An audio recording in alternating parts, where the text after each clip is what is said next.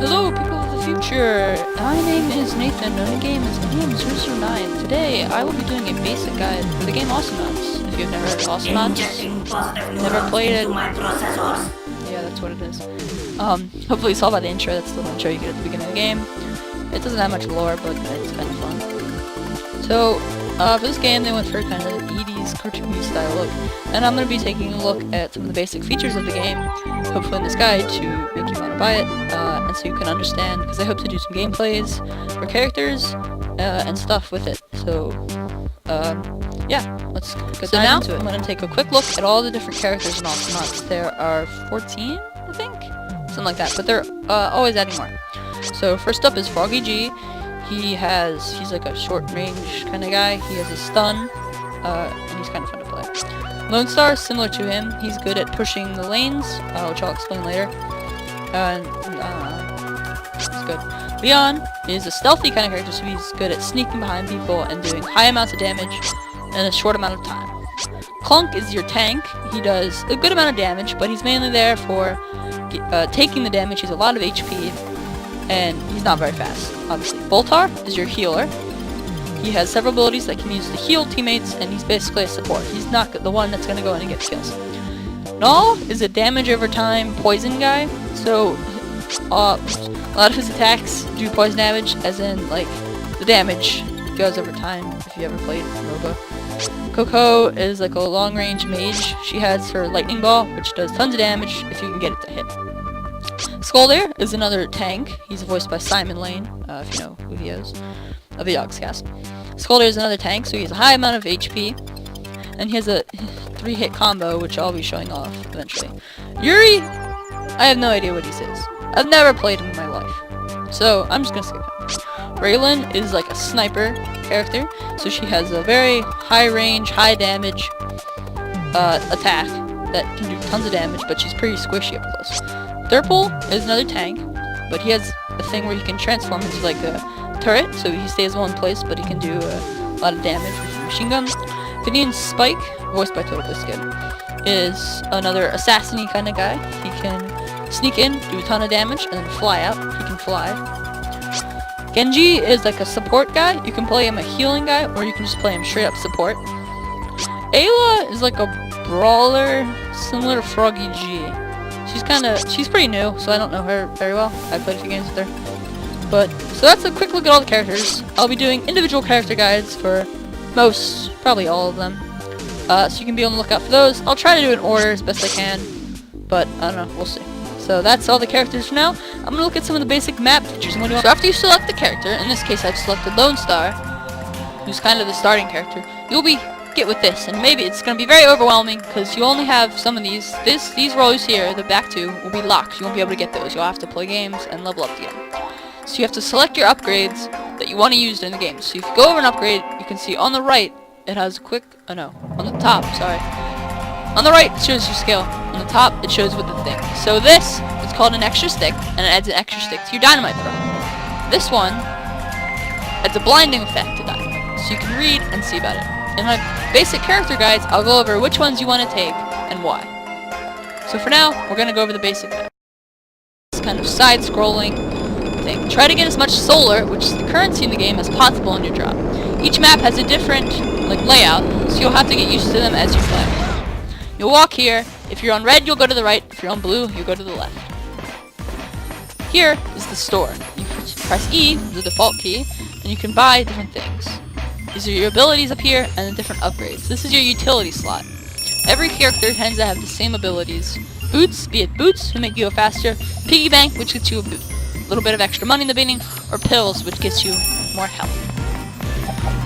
These here are jump pads. Hit on them, you go flying. These are neutral creeps. I'll go over those a little later. For now, I'm going to focus on turrets. This is a friendly turret. I'm red. It's not shooting me. I can walk behind it. It's fine. It's friendly. It'll shoot on enemy droids, which I'll show you there. This is an enemy turret. You can see if my Clunk bot here, and I get close to it, it'll start shooting at me. It can kill me. These are enemy droids. They're colored blue. They will slowly push up the lane, attacking my droids. What you want to do is kill the other team's droids so yours can push up and attack the turret. Your turret is under attack.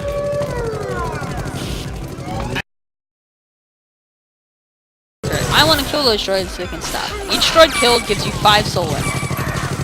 You gain solar passively as well, and when an enemy is killed, you get 60 solar. If a turret kills the enemy, each person on your team gets 30 solar, and 30 more solar drops on the ground, which you just saw me pick up and pick up again. These are bots. They're not very bright, so don't expect good plays out of them. These are your droids, the red ones. You want to kill the opponent droids, like so. So then your droids can advance upon the enemy turret.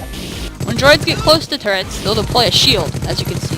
This means turrets do less damage to them. However, if you get too close to turrets, as you just saw, you will be shot. Some maps has features such as this, where your enemy cannot see inside of this. So I'm basically invisible unless they come in here, then they can see.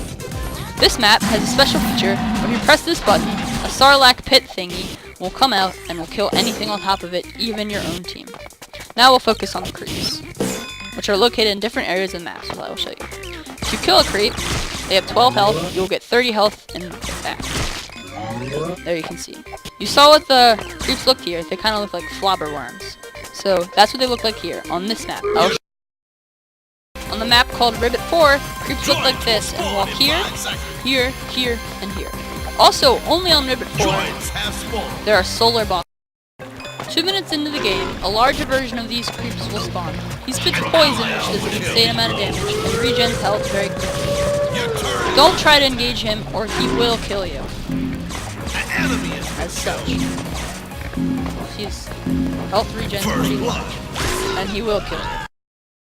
On the map called AI Station 404, creeps will look like this, have the same effect. Another thing to note on AI 404 are these things. There's one for each team, one red and one blue. Match is symmetrical. Here you will see a number ranging from 0 to 3. When you step on this button, a mosquito-like droid will pop out and help your team. You'll want to press this button as soon as you see a number. Right now there's no number, but if there was, a mosquito droid will go out. I will show you. There was just a 1 here, but Leon pressed it instead of me. This is the mosquito droid that comes out. Eventually 3 will spawn. It has a ranged attack and will attack enemy bots and characters. It does not employ a shield against turrets, so it can be quite vulnerable. The map Agulon also has an interesting feature, is that every once in a while, I think it's around 2 minutes, a stealth orb will spawn in the center of the map. If you jump into this orb, you're invisible. You can see that enemy turrets will not target you, and enemy knots and droids cannot see you. However, if you do anything other than jump or move, you will reveal yourself and enemies can now see you. The creeps in Agulon look like this. They can be located here on our side, same side over here, and on each side there's an additional stealth area where 1 creeps. As I said before, each character has 3 abilities and a jump. Lonestar's jump is actually a double jump, so if you press space twice, you will go higher. Each character's left mouse click button is spammable and does not have a click. Lonestar casing the blast. It can be aimed in any direction and by the Each character also has a secondary ability activated by the right mouse click and a third ability activated by the middle. Lonestar's case is a dynamite. As you can see here, they each have a cooldown, which is shown. It varies on context. Once again, this is the same with Lonestar's third ability, which is a wall. I'll be going over each character's individual abilities and separate character guides, which should be coming out soon-ish. So that's it for the Awesomenauts basic guide. Hopefully you've learned a lot from this video, and I'll be releasing gameplays and character guides soon. Bye!